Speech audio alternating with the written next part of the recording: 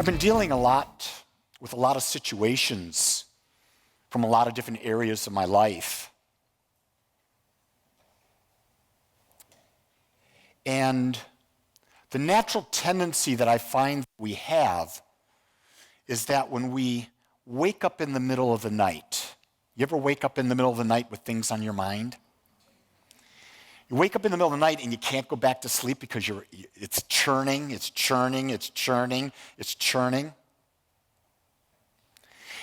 And the thing you want to do is you want to say, if this would only change, I would be able to sleep. You know what I'm talking about, don't you? This would only change, I would feel better. What's the key to it changing?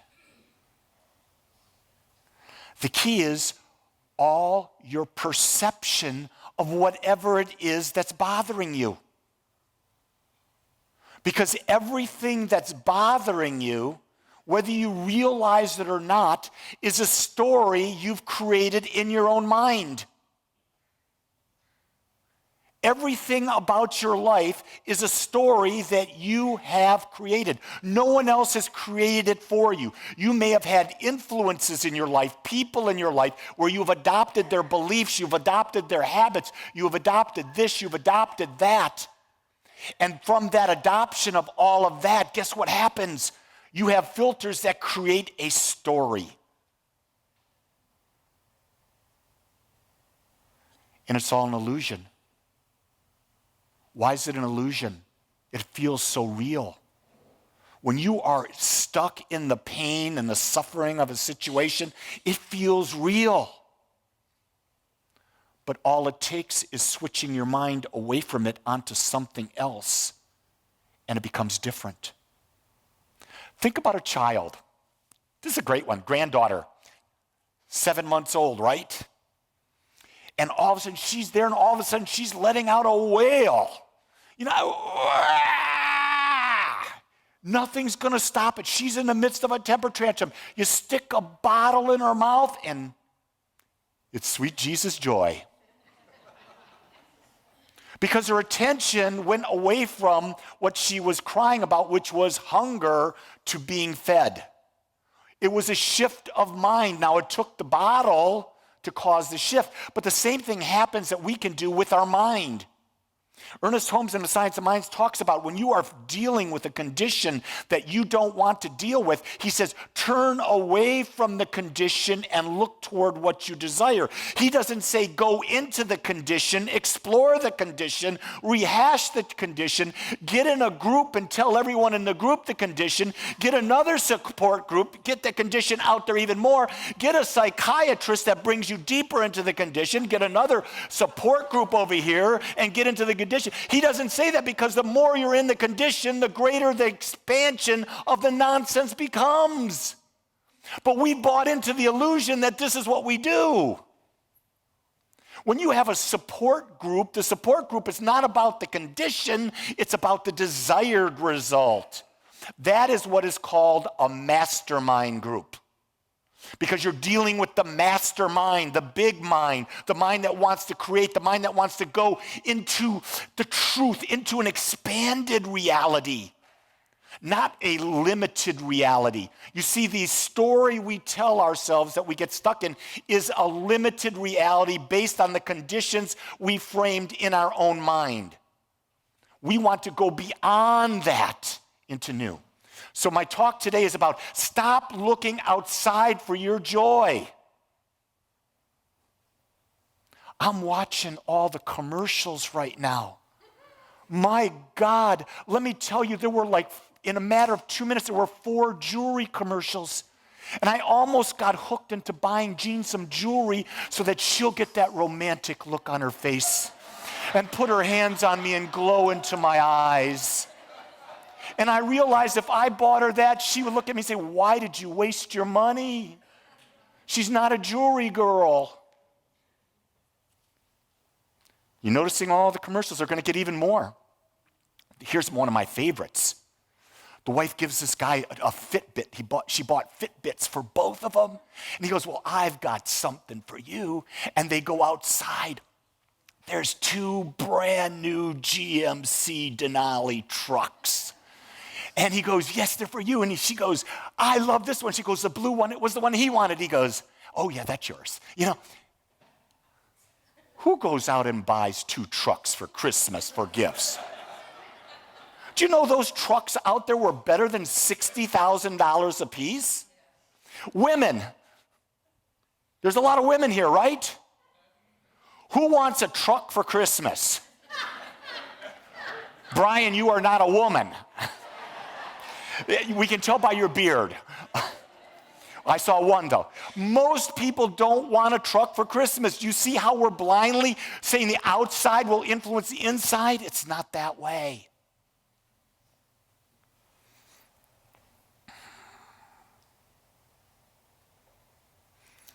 I think the things that the season is about stop taking things for granted. We have so much in our life right now that we don't even appreciate. The people here who are married or have a significant partner, do you wake up in the middle of the night and look over at the person that's lying next to you and say, God, I'm grateful for that person. I'm grateful for what they represent. Or do you wake up and do you see, oh, what's that bump in the bed there? Why is that bump in the bed kicking me?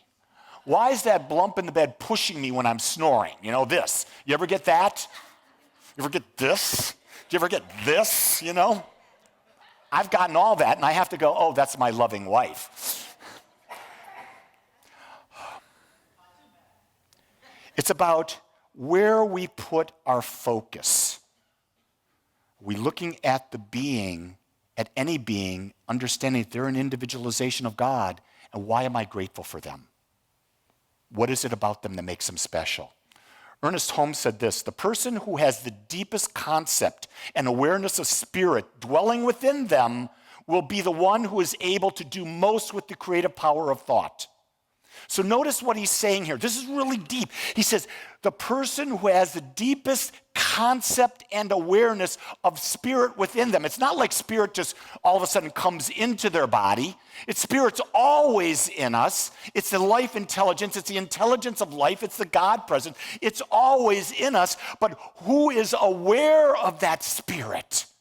Who is aware that that creative power exists is the one who can use the creative power that they have to create and consciously use your life. Because here's the key.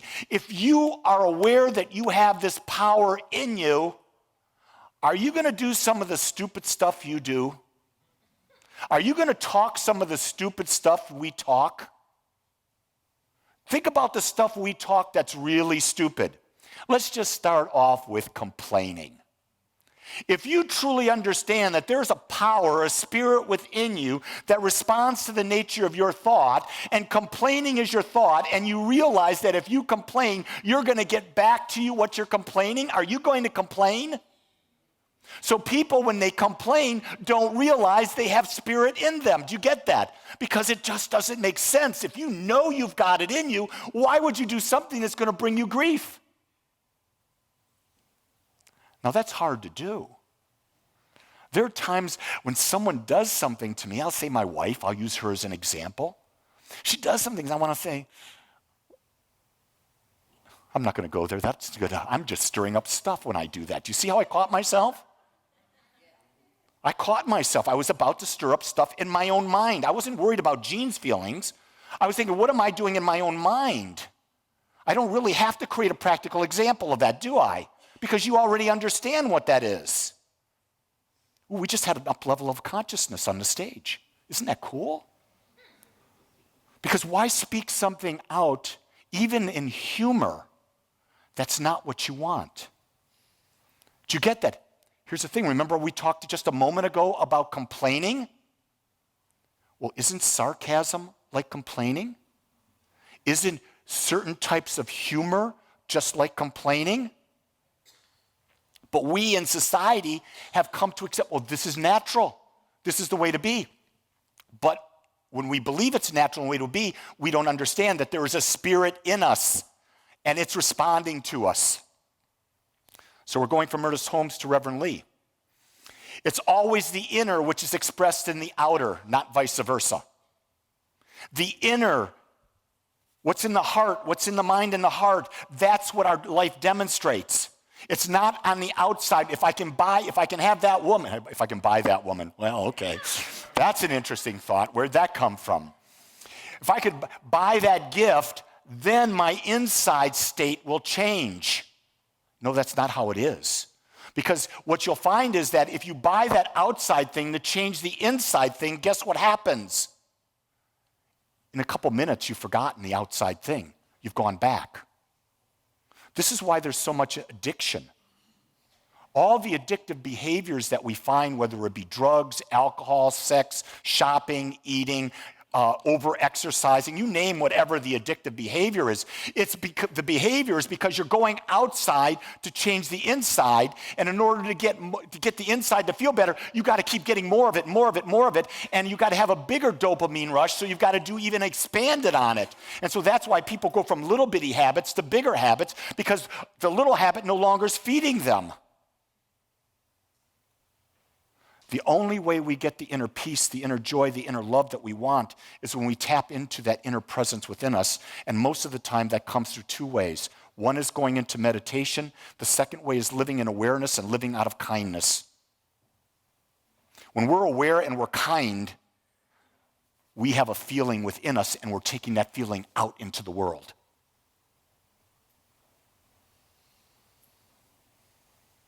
The first cause of everything is always thought. So if you're ever thinking about what caused that, realize always go back to thought. Never go back to an action, never go back to a person, never go back to a situation. Always go back to the idea that it's always thought. Now here's the key thing, and Gina and I were having a discussion about this the other day. It was about the idea of, here's the condition, do I have to figure out what thought caused the condition? No. You do not have to figure out what was the cause. But if you see that you have an effect that you don't want, you don't have to know that the cause, what it exactly is. What you can do and say, instead of that, you can say, I want this to be the effect. What do I have to think? What do I have to build a belief on to demonstrate that I become that man or that woman that gets that effect? See, that's where I think psychology's got it wrong. Psychology focuses on what's wrong, and we dig deeper into it, which means we have more of the effect that we've currently got, and it gets deeper because we're focusing on it, instead of saying, okay, what is it you want? Let's put all the energy there, and then as you keep putting more energy there, that starts to demonstrate, and you, oh my God, I'm getting the demonstration. And you start, test this. It's the only way you're going to know it's true is if you test it for yourself. You can't believe anyone in the world because everyone in the world is presenting what they believe is true or what they believe is right through their own individual filters. I'm doing that with you right now. But I also put the footnote at the bottom. Don't believe a word Lee says. Test it for yourself and find out if it works. Because if it works and you prove it, you own it. It's no longer Lee's. Does that make sense? So my idea is to present to you ideas that empower you, and if you test them and they work for you, you now are self-empowered. So where's the power? It's not outside in Lee. The power's inside as you. That's the key. Jesus never, ever said, believe in me and you will be healed. He said, believe and you will be healed. He didn't say, believe in me. That's what the Christian faiths are trying to teach us. It's not what he said. If you believe the Bible, I'm qualifying that. He said, it is done unto you as you believe. It is by your faith that you are healed. He says, everyone can do it. It is not I, but the Father. This I do, you can do, and more. He was giving you keys to life. Or whoever the author of the Bible was giving you some sacred keys to how to live your life. The key is don't believe any of those things. Test them. Prove them for yourself. What is obvious and visible is simply an outpicturing of that which is within.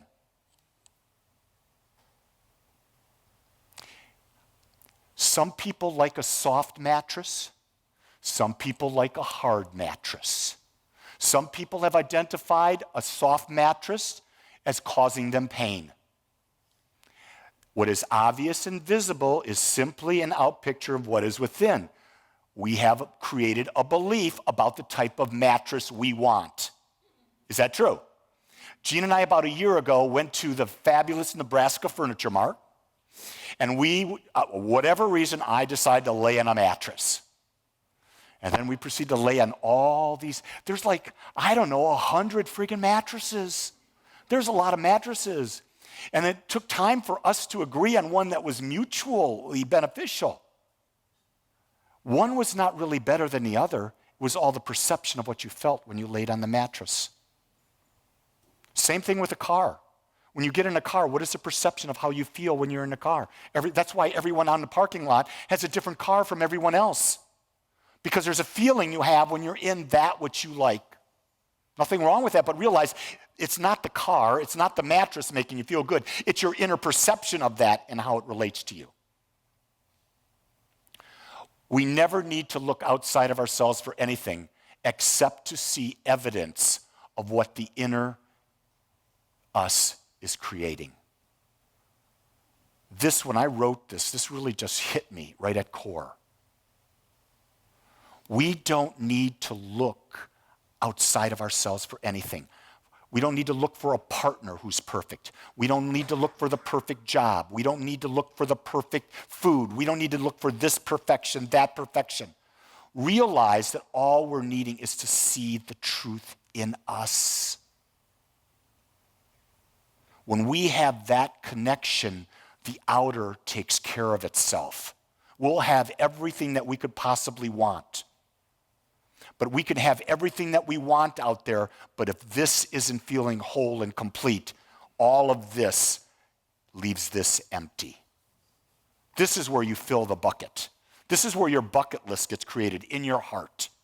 Because when you become so full of love, when you become so full of the idea that I am connected to all that is and all that is the God presence and I am one with it, when you have that in your heart, you can be anywhere in the world and feel the beauty of life.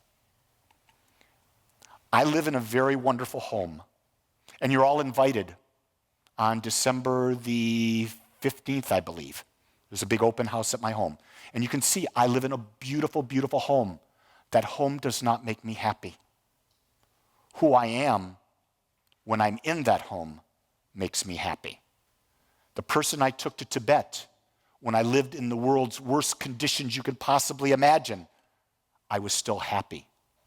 When I went into all the various places I've been in India, where I've been in Peru, wherever I've been happy. Because it's me. The only person I'm with is me. It's not that I'm with Gene. It's not that I'm with my children. It's not that I'm with me. You see, that's who you go to sleep with at night. You. That's who you were born with. You. That's who you're going to die with. You. So isn't it time that we start getting comfortable with being ourselves? And what does it take to become comfortable with ourselves? We got to stop judging ourselves by unrealistic standards or the standards of other people. We've got to set the standards for ourselves of what is the greatest me I desire to be based on what's inherently in me that's desiring to be expressed, and start to become that man or that woman.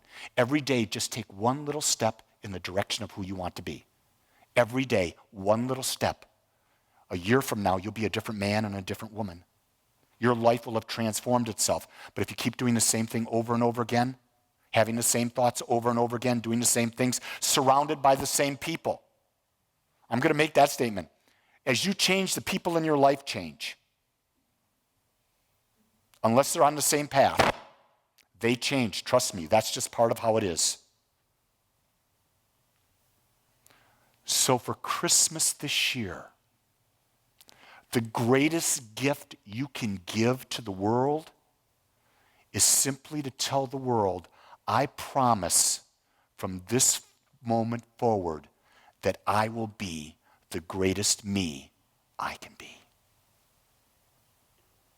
And you will have given yourself the greatest gift that has ever been given. Let's pray. I want to thank you for joining us today. I'm so grateful that you took your time to watch or listen to this message. If you found this message beneficial, I would ask that you go to our website, agapecsl.com. Once there, click on the donate button and experience the joy of conscious and purposeful giving. Or if you would like, text your gift by simply dialing 972-532-6976. It is through your gifts that we are able to bring this message to you and the world. I would ask that if you like this message, to please subscribe to my YouTube channel under my name, Lee Wolak. Again, I want to thank you for joining me in the Agape community as we learn how to better self-love through conscious living.